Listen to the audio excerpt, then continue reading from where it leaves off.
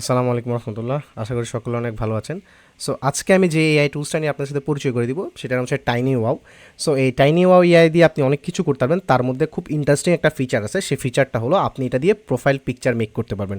So profile picture make করতে বলতে আমরা অনেকের ফেসবুক প্রোফাইলে দেখি, দেখবেন যে পিছনে ব্যাকগ্রাউন্ডটা একটা অন্য কালার, হ্যাঁ, জাস্ট আপনার ছবি পিছনে ব্যাকগ্রাউন্ডে একটু গ্রেডিয়েন্ট কালার থাকে বা একটা ডিফারেন্ট ডিফারেন্ট কালারে তারা এটা ক্রিয়েট করে।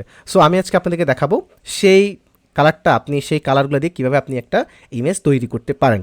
সো আমি এখানে upload from the PC or mobile, আপনি যেখান থেকে চান। সো আমি এরকম একটা ছবি অলরেডি ক্রিয়েট করছি একবার। সো আমি আপনাদেরকে আবার দেখাচ্ছি এই জিনিসটা। সো আপনি এই ছবিটা নিলেন, এখান থেকে দিয়ে ওপেন দিলেন, একটু সময় লাগবে, এটা জাস্ট আপলোড হবে, দেন এটা প্রসেসিং করে একবারে ব্যাকগ্রাউন্ডটা রিমুভ করে আপনাকে এখানে দেখাবে।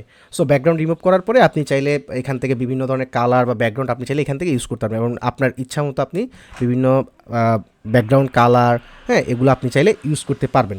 সো এটা অলরেডি ওকে, দেখেন এখানে অলরেডি ব্যাকগ্রাউন্ডটা সে রিমুভ করে দিছে। এখন আমরা এটাতে আমাদের যতটুকু প্রয়োজন আমরা ওইভাবেই নিব।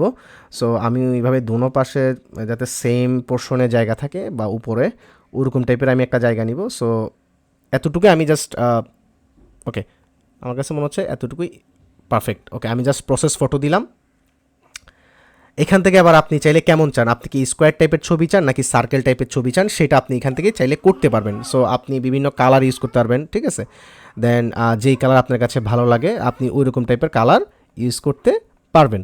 সো আপনার যদি মনে হয় যে না, ছবিটা আর একটু এই পাশে আসার দরকার ছিল, সো আপনি আবার রিফ্রেমে ক্লিক করে আপনি ছবিটাকে আবার চাইলে রিফ্রেম করে নিতে পারবেন। আমি জাস্ট ওকে দিলাম।